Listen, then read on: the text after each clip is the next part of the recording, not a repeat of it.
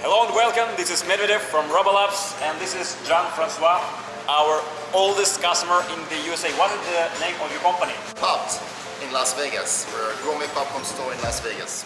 They're coming up here on 13 Action News live at 6. So popping up in southern Nevada, how a company became Nevada built and found plenty of success.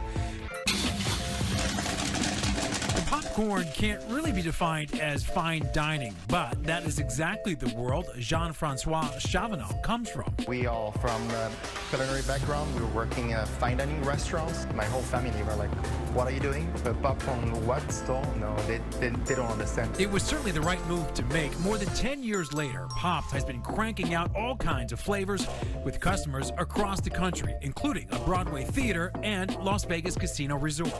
Can you tell me, when did you buy this machine? 2015. 2015?